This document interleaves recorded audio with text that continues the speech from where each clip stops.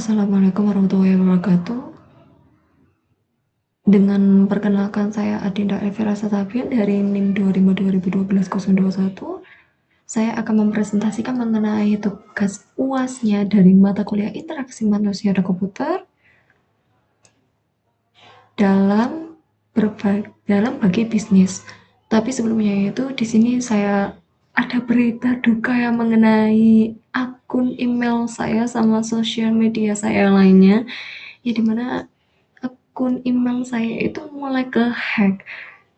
Jadi otomatis video YouTube yang saya presentasi yang kemarin itu sama PPT-nya juga, di mana saya berniat mengumpulkan tugasnya pada hari Sabtu kemarin itu tiba-tiba hapus, tiba-tiba hilang gitu aja. Dan apalagi dari minggu kemarin ini tiba-tiba akun email saya itu ada tulisan kayak scam gitu, isinya itu kayak lebih ke video porno. Dan apalagi akun pribadi saya yang di YouTube itu semua upload videonya itu berupa video porno. Dan seketika jujur ini bener-bener berita duga sih untuk email aku. Jadi untuk pasien ini saya akan mengulangi presentasi yang dari kemarin ini, Pak. Oke, kita akan ganti topik. Di sini akan saya memulai untuk materi UAS interaksi manusia dengan komputer dalam konteksnya itu dari bisnis itu sendiri.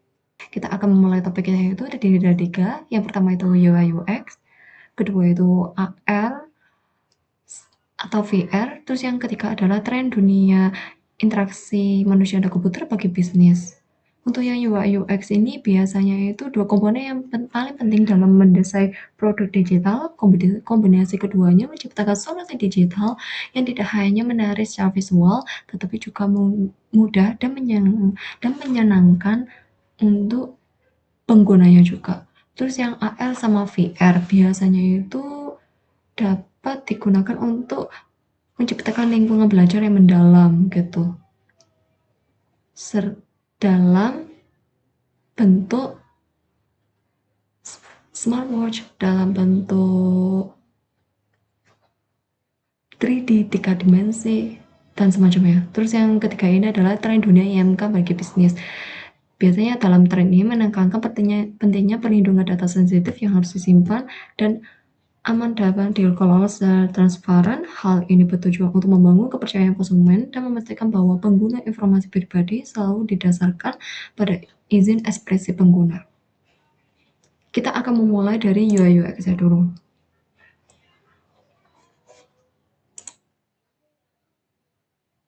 Untuk dari segi perbedaannya itu kita akan terbagi menjadi 2, UI sama UX. UI itu istilahnya dalam user interface itu adalah bagaimana semua produk ditata secara penampilan. Sedangkan UX atau istilah user experience itu adalah bagaimana sebuah produk dirasakan. Dalam analoginya paling gampang itu adalah UI itu dalam contoh kehidupan kita itu semacam apa yang kita lihat.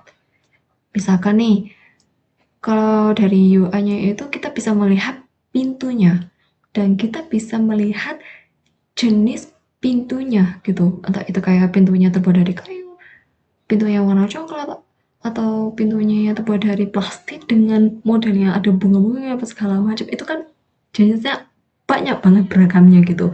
Nah sedangkan user experience-nya itu yang paling penting adalah bagaimana produknya itu bisa dirasakan.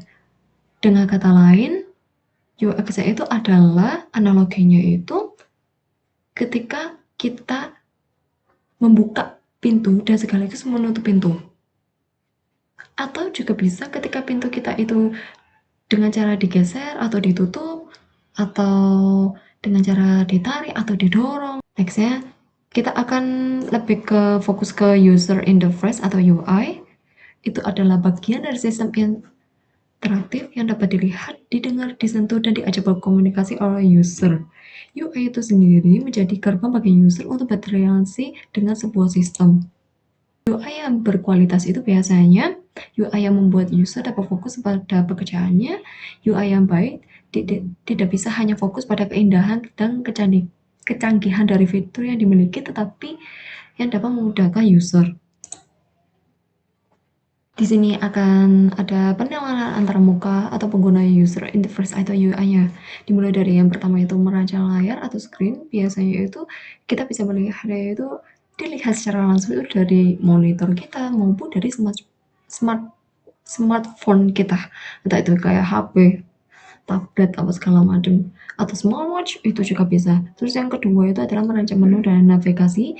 Biasanya pada menunya itu akan bermuncul pada pilihannya itu pada di website atau ada beberapa aplikasi, dan tentu juga itu kan banyak pilihannya juga gitu loh, menu-menu itemnya gitu. Terus yang ketiga adalah merancang window and komponen pengisinya.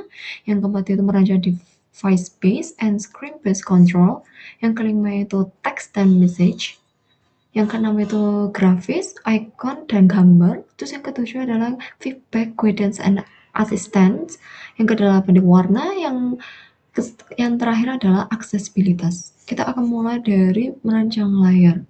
Layar adalah wadah dari semua elemen visual yang dapat dilihat dari GUI, Graphical User Interface. Jadi ini kita bisa melihat dari segi beberapa hanya untuk dua dimensinya saja. Jadi itu bukan hanya satu warnanya saja, tapi warnanya beragam. Ini berlaku cuma dua dimensi. Lanjut, di sini ada beberapa 7 prinsip dalam mendesain layar. Yang pertama itu balance. Tampilan pada sisi kiri harus seimbang dengan tampilan sebelah kanan, juga bagian bawah dan bagian atas. Jadi kalau misalkan kita mengerjakan bagian UI UX itu, untuk dalam satu komponennya pada kontainer itu harus benar-benar sejajar. Kalau misalkan kita meletakkan gambar, tulisan maupun buttons ya itu, kalau pengennya mau di sebelah kiri ya udah di sebelah kiri aja kontennya, jangan menaruh dalam secara acakan. Terus yang kedua itu adalah simetris. Elemen pada sisi kiri dan kanan ada yang sama menciptakan efek simetri dan keseimbangan pada sisi kiri dan kanan layar. Oke, untuk yang simetri ini pokoknya elemen pada konternya itu, entah itu tulisan maupun gambar itu, kalau misalkan pengennya taruh gambarnya di sebelah kiri, yaudah kiri aja, harus benar-benar sejajar. Terus yang ketiga adalah regularity, ciptakan tampilan yang teratur dengan menyusun elemen dengan ukuran yang seragam. Yang keempat adalah predictability, susun elemen berdasarkan alur fungsinya agar user dapat memprediksi letak dan fungsi yang ingin diajari. Yang kelima adalah sequentiality, susun elemen berdasarkan alur membaca mata kita, yaitu dari ke kiri ke kanan dan atas ke bawah. Dan yang terakhirnya adalah unity, satu elemen dengan elemen yang lainnya harus terlihat menyatu, jangan terpisah jarak antara jauh. Selanjutnya adalah menu dan navigasi. Menu sangat efektif untuk user karena menggunakan kemampuan otak manusia untuk mengenali dibandingkan mengingat. Ada beberapa 5 tipe struktur menunya itu sendiri, dimulai dari yang pertama adalah single menu. Single menu menampilkan sebuah menu dengan beberapa pilihan dan user hanya dapat memilih satu pilihan. Terus yang kedua ini, ya kak, gini, oke. Yang kedua itu adalah sequential linear menu, yang dimana itu menu-menu yang bermunculan setelah user memilih sebuah pilihan pada menu sebelumnya. Dan yang ketiga adalah simulation menu. Simulation menu adalah beberapa menu yang ditampilkan secara bersamaan. Yang keempat itu hierarchical. Hierarchical adalah menu yang tersusun secara terstruktur dari yang general menuju yang spesifik. Dan yang terakhir adalah connect menu. Connect menu adalah menu yang terhubung satu sama lain dan membentuk sebuah siklus.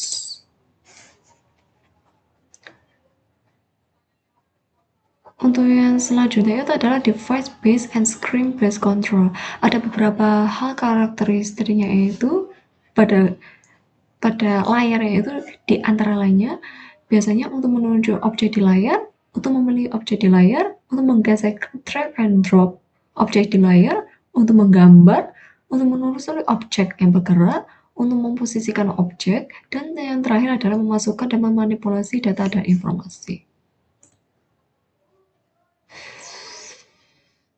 Terus selanjutnya adalah merancang teks dan pesan. Pada dasar interaksi, teks digunakan untuk mengkomunikasi suatu pesan.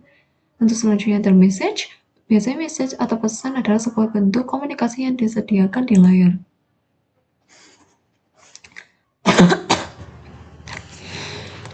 Untuk selanjutnya adalah grafik. Grafik adalah istilah yang digunakan untuk mewakili keseluruhan visual yang tampaknya pada layar seperti gambar, icon, foto, video, diagram, dan ilustrasi. Selanjutnya adalah icon. Icon adalah gambar sederhana yang mempresentasikan suatu fungsi, aplikasi, atau action pada sistem. Untuk selanjutnya adalah feedback. Feedback adalah balasan dari sistem terhadap action yang dilakukan user. Feedback harusnya muncul dalam bentuk sesuatu yang singkat agar tidak mengganggu pengguna. Selanjutnya itu warna. Warna adalah gelombang cahaya yang pada spektrumnya biru sampai ke merah dalam bentuk nanometer. Pada dasarnya gelombang cahaya tidak memiliki warna, tetapi kemudian diinterpretasikan sebagai warna oleh mata manusia. Terus selanjutnya adalah aksesibilitas. Itu adalah bagaimana user dapat dengan mudah mengakses suatu sistem. Ingin sangat berguna dalam sebuah produk harus dapat diakses dengan mudah oleh user dari berbagai kalangan tanpa halangan usia, pengetahuan, dan disabilitas. Ini benar-benar sangat membantu banget buat orang-orang yang mengalami disabilitas, entah itu orang mengalami tunanetra, entah itu dalam kecacatan secara fisik, entah itu kayak atau tunawicara, itu benar-benar sangat kebantu banget apabila ada pengguna apabila dengan adanya aksesibilitasnya pada layar. Di sini ada beberapa jenis-jenis disabilitas. Yang pertama itu visual, seperti ada orang yang mengalami seperti orang yang mengalami buta gitu ya, atau mengalami buta warna juga. Terus yang kedua hearing, kayak mengalami tuli atau tunarungu juga. Terus yang ketiga itu physical movement, orang yang mengalami kecacatan pada bagian badan yang khusus untuk gerak kayak tangan, kaki. Terus yang keempat language impairment, itu biasanya ngalamin disabilitas pada bahasa. Terus yang kelima itu cognitive disorders, yang terakhir ada seizure disorder. Oke, setelah UI UX saya sudah selesai, sekarang ini kita akan membahas augmented reality and virtual reality.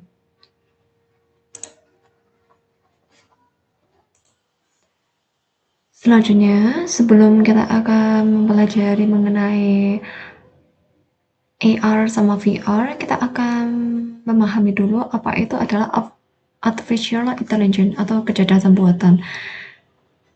Itu adalah sistem komputer yang sangat cerdas yang dapat meniru manusia dalam beberapa hal. Misalnya, memahami apa yang disampaikan orang, membuat keputusan, menerjemahkan bahasa, menganalisis apakah suatu benar bertandanya itu negatif atau positif, atau bahkan belajar dari pengalaman. Setelah kita sudah memahami apa itu AI, sekarang kita akan memahami apa itu VR atau virtual reality. Itu biasanya adalah teknologi yang menciptakan simulasi lingkungan digital 3D sepenuhnya, memungkinkan pengguna berinteraksi dengan dunianya seolah-olah nyata menggunakan perangkat khusus seperti headset. Jadi itu yang VR-nya itu sendiri itu benar-benar dipasang lewat kacamata, semacam kalau bentuknya itu kayak kacamata besar yang berbentuk 3 dimensi. Contohnya itu salah satu adalah IKEA VR Experience. Jadi kita bisa melihat dalam secara 3 dimensi dalam bentuk furniture, barang-barang tertentu.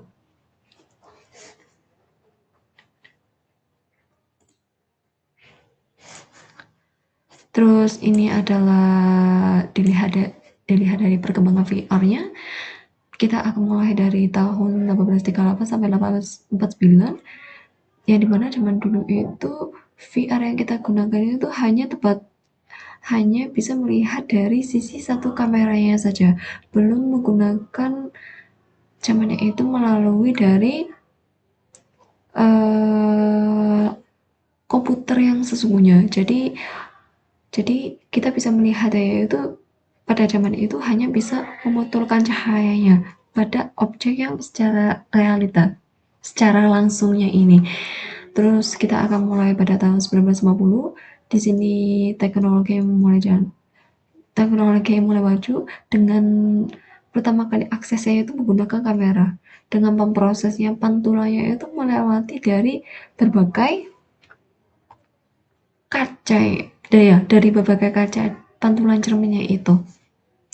Terus selanjutnya kita akan melihat pada tahun 1965 sampai 1975, teknologi kamera ini sudah mulai canggih, tidak menggunakan pantulan cahaya itu sendiri.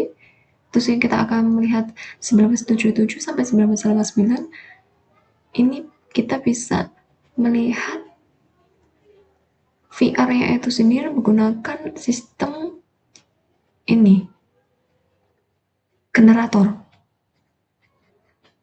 dalam mengakses game itu. Terus selanjutnya pada tahun 1941 sampai 2000, untuk sistem VR-nya itu sendiri dalam tampilan bentuknya seperti ini dan masih menggunakan game joystick, controller atau joystick yang biasanya digunakan untuk game PS-nya zaman dulu. Dan untuk pada tahun 2007 sampai sekarang ini, VR yang masih tetap digunakan dengan menggunakan joysticknya itu yang sangat minimalis. Oke, untuk selanjutnya adalah perangkat dan teknologi pendukung yang dimulai dari pertama adalah head mounted display atau HMD. Biasanya itu terdiri dari 3 dalam fungsinya, itu adalah menampilkan dunia visual secara immersif, yang kedua adalah mengajak gerakan kepala, dan yang ketiga adalah menyediakan input audio. Nextnya itu adalah sensor dan pelacak gerakan. Itu biasanya terdiri dari kamera inframerah, sensor infrared, sensor posisi GPS eksternalnya, maupun sensor gestur maupun tangan itu sendiri. Terus untuk yang terakhir adalah controller VR. Itu isinya itu ada kamera inframerah, sensor infrared MUI, sensor posisi GPS-nya itu berupa external tracker, dan yang terakhir adalah sensor gestur maupun tangan. Itu biasanya itu berupa leg motion, MetaQuest, head tracking. Untuk selanjutnya kita akan mempelajari tentang AR atau istilahnya augmented reality. Itu adalah teknologi yang memungkinkan kita melihat dunia nyata dengan tambahan objek digital di dalamnya. Dalam pengertian AI, objek digital tersebut dapat berupa gambar, tulisan, suara, animasi, dan bentuk 3 dimensi yang muncul di layar perangkat seperti smartphone, tablet, dan smart glass. Itu biasanya contoh paling gampang adalah Google Maps. Untuk pun kita bisa melihat perbedaan AR, MR, dan VR, kita bisa melihat dari kategorinya berdasarkan tabel berikut. Biasanya yang paling dilihat adalah definisi ya. Definisi adalah dunia digital adalah virtual sepenuhnya berdiri sendiri dan tak bisa dunia nyata. Untuk VR itu biasanya dalam bentuk 3 dimensi yang berupa seperti ada alat khususnya yang berupa yang bentuk kacamata layar yang besar itu, sekaligus ada joysticknya juga. Sedangkan AR itu menggabungkan dunia nyata dengan lapisan informasi digital di atasnya, biasanya dalam bentuknya 3D. Itu bisa kita melihat di smartphone kita ataupun di monitor kita, entah itu baik itu di laptop maupun komputer. Sedangkan yang mixed reality atau MR, itu merupakan dunia nyata yang virtual yang saya menjadi dalam kasus ini. Jadi itu kayak lebih bergabungan antara VR dan AR itu sendiri. Untuk estimasi adopsinya itu untuk VR itu biasanya 2 sampai 4 tahun. Untuk yang AR itu 3 sampai 7 tahun. Dan untuk MR ini memiliki rentang waktu adopsi yang sama dengan VR, jadi hampir sama. Jadi hampir sama adalah MR sama VR itu sendiri. Untuk kemampuan melihat tembusnya itu, biasanya untuk yang VR tidak memiliki kemampuan melihat tembus. Jadi itu VR itu langsung dipakai di area matanya itu. Jadi kita bisa melihat 3D-nya itu benar-benar secara nyata dan bisa kita lihat dari mata kita sendiri. Dan untuk AR-nya itu memiliki kemampuan melihat tembus sebagian. Jadi kita bisa melihatnya itu fokus pada satu layarnya saja gitu. Pada handphone kita maupun pada bagian monitor laptop maupun komputernya itu sendiri, tapi dalam bentuk 3 dimensinya itu. Sedangkan MR itu pakai lengkap dengan kemampuan melihat tembus. Untuk contohnya itu dalam aplikasinya itu di sini ada 2. Kalau contoh paling gampang dari VR itu adalah Samsung Gear VR. Samsung Gear VR itu ingat banget, ini tahun 2020-an itu. Itu dulu harganya mahal banget, sekitar 15 sampai 20 juta. Dan pada masanya itu di dalam pas di dalam di dalam produknya itu tersebut terdapat itu ada kayak sebuah kacamata yang bisa diakses lewat HP kita, berubah itu Samsung. Jadi kita bisa memainkan apapun itu dalam bentuk 3D secara nyata, dan joystick itu adalah dari aplikasi HP-nya itu Samsung sendiri. Sedangkan untuk AR-nya itu contoh paling gampang itu Google Glass. Google Glass ini sebenarnya ini kacamata yang khususnya dirancang oleh Google. Ini udah lama sih edisinya. 2 tahun, sekitar 2020-an ke atas ya. Itu dengan harganya itu sampai puluhan jutaan. Sekitaran segitu harganya. Terus nextnya itu kita akan mempelajari tentang komponen dalam AR. Kita akan mulai dari hardware-nya itu sendiri, yang terdiri dari power supply-nya itu dengan kita membutuhkan kapasitas baterainya tinggi. Terus yang kedua itu layarnya itu sendiri yang bisa akses melalui smartphone, HMD, dan smart glasses. Terus yang ketiga adalah sensor dan kamera melalui kamera, sensor GPS, dan deep sensor. Terus yang keempat itu proses CPU dan GPU-nya juga, itu adalah otak dari teknologi dari komputernya itu. Dan yang terakhir adalah input device, itu perangkat, itu istilah dalam perangkat masukan. Itu biasanya itu kita bisa itu bisa dilalui oleh mikrofon maupun layar sentuhan kayak touchscreen gitu dan sebagainya. Terus yang kedua itu adalah software atau AR. Kita ada meliputi dari 3 hal. Yang pertama adalah AR SDK, yang merupakan tools library atau API yang digunakan untuk membangun aplikasi AR.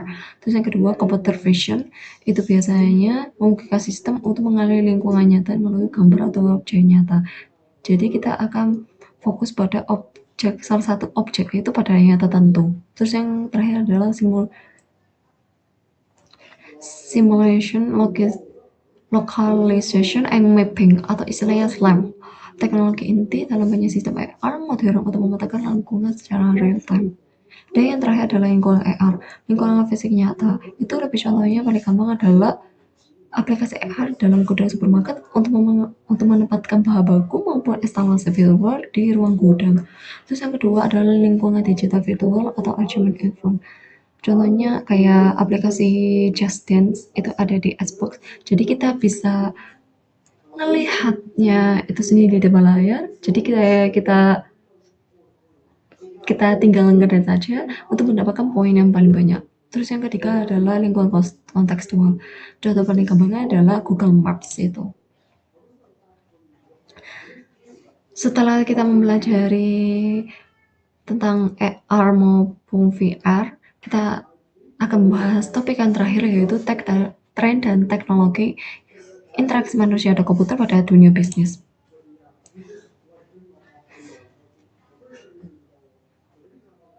Sebelumnya itu kita akan fokus pada IMK itu sendiri. Itu adalah studi tentang bagaimana manusia interaksi dengan sistem komputer dan teknologi digital. Dalam bisnis, interaksi manusia dan komputer berperan penting dalam menciptakan pengalaman pengguna UX yang lebih baik, meningkatkan efisiensi, dan mempercepat inovasi. Mengapa ini sangat penting? Karena yang pertama adalah meningkatkan kepuasan dan loyalitas pelanggan, kedua itu mengoptimalkan efisiensi kinerja melalui otomatisasi, yang ketiga mendukung strategi pemasaran berbasis data, dan yang terakhir meningkatkan daya saing perusahaan. Untuk selanjutnya kita akan fokus kepada AI-nya itu sendiri dalam tren pertama kita di bidang bisnis. Dalam dunia e-commerce yang sebagai kompetitif, menawarkan produk yang tepat kepada pelanggan di waktu yang tepat bisa menjadi pembeda antara bisnis sukses dan tenggelam. Salah satu senjata ampuh untuk mencapai ini adalah sistem rekomendasi sebagai AI-nya itu sendiri. Teknologi ini mampu membaca pola belanja pelanggan dan memberikan saran produk pada terasa personal dan relevan. Bagaimana AI menentukan rekomendasi? Biasanya itu terdiri dari 3 hal. Yang pertama itu adalah era pencarian, kedua itu produk yang dilihat, ketiga itu transaksi pembelian. Untuk pada kasus contohnya itu adalah rekomendasi dari aplikasi bisnis itu adalah Amazon. Dengan menganalisis miliar data dari pelanggan mereka, Amazon mampu meningkatkan penjualan hingga 35% hanya melalui rekomendasi produk. Hal serupa juga dilakukan oleh Netflix yang memanfaatkan AI untuk menyarankan film atau serial yang sesuai dengan selera penontonnya. Hal ini dapat membantu e-commerce membangun loyalitas pelanggan dan ingin merasa dimengerti, lebih cenderung kembali untuk belanja lagi, dan lebih pengen belanja lagi, pengen shopping lagi, dan seterusnya. Terus untuk tren selanjutnya adalah chatbot. Chatbot merupakan sistem berbasis kecerdasan buatan yang dirancang untuk berinteraksi dengan pengguna melalui percakapan teks maupun suara. Teknologi ini banyak digunakan untuk berbagai bidang seperti pelayanan pelanggan, pendidikan, dan layanan publik karena mampu memberikan informasi secara cepat, efisien, dan real time. Contoh untuk kalau dalam dari segi bisnis itu adalah salah satunya Shopee. Aplikasi Shopee kepada toko officialnya untuk menanyakan harga produknya. Jadi itu langsung melihat aplikasi apa itu sudah jelas gitu. Misalkan kita mau ketikin harga produk yang ini berapa, langsung muncul secara otomatis dari chatbotnya, yaitu dari chatbot tokonya langsung. Terus yang terakhir yang ketiga adalah AR, yaitu AR atau istilah augmented reality adalah teknologi interaktif yang mengintegrasikan lingkungan dunia nyata dengan elemen-elemen virtual. Elemen virtual tersebut dapat berupa informasi teks, gambar, objek, rekaman, atau berbagai hal digital lainnya yang dapat dilihat oleh individu dunia nyata. Seiring dengan perkembangan perangkat mobile, perkembangan AR semakin berkembang. Kan kalau dulu harus menggunakan perangkat khusus untuk mengabarkan AR yang harganya mahal. Sekarang ini perangkat mobile bisa digunakan. Untuk contohnya itu, kasusnya dari AR itu sendiri itu seperti pada gambar atas, dari aplikasi Amazon yang biasanya untuk menanyakan rekomendasi produk yang sesuai dengan gambar yang diinginkan lewat foto maupun video. Jadi kalau misalkan kita memesan barang sesuatu yang sesuai dengan mirip dengan produk yang ada di gambar, jadi itu kita melalui kita buka pada pencariannya yang ada di page foto itu, lalu kita akan mencari foto maupun video yang sesuai dengan gambar produk yang diinginkan, dan itu langsung otomatis dimulai dari nama produknya, alamatnya, alamat tempat daerahnya, dan sekaligus harganya juga. Untuk dari kasus lainnya itu adalah IKEA Place memiliki visual furniture AR dengan dunia nyata sebelum dibeli, meningkatkan keputusan pembelian.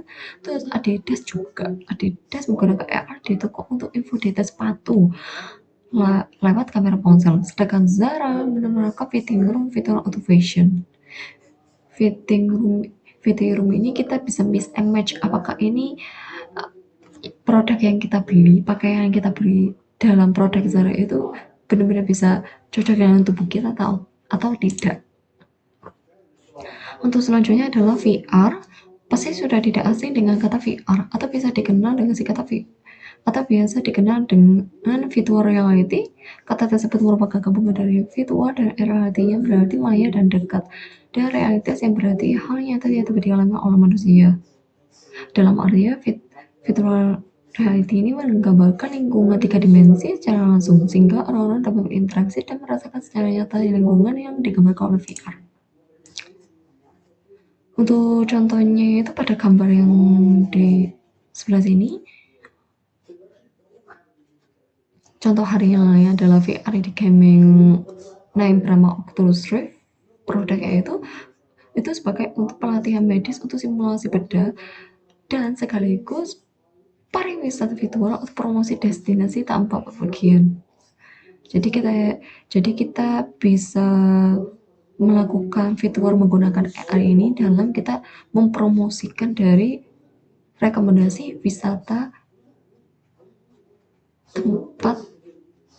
tempat yang benar-benar kita impikan gitu dalam bentuk tiga dimensi secara real time, secara nyata. Untuk yang terakhir adalah wearable device. Wearable device adalah mengangkat elektronik kecil di pakai tubuh, biasanya memiliki kemampuan untuk mengumpulkan data, memantau aktivitas, dan terkoneksi dengan sistem secara digital. Pada contohnya adalah smart glasses tersebut biasa di dalam bisnis itu adalah manajer toko bisa melihat data stok barang atau data penjualan harian hanya dengan melihat ke arah barang produk tertentu melalui fitur object recognition. Nah, di situ itu otomatis kita bisa melihat secara langsung produknya itu benar-benar masih ada apa enggak, masih ada resi apa enggak di dalam produk packagingnya itu juga, maupun isinya dari isi produk itu masih tersisa berapa stok isi produknya itu. Untuk kesimpulannya adalah interaksi manusia dan komputer atau human computer interaction memiliki peran yang sangat penting dalam dunia bisnis modern. Dan yang terakhir adalah sering berkembangnya teknologi, pengalaman pengguna user experience menjadi kunci untuk memenangkan persaingan bisnis. Demikian dari presentasi dari saya. Apabila saya benar-benar minta maaf dengan atas perbuatan saya, perilaku saya maupun kata-kata juga. Dan ya, ini ini saya akan tutup dari presentasi ini. Saya pamit dulu. Wassalamualaikum warahmatullahi wabarakatuh dan selamat malam.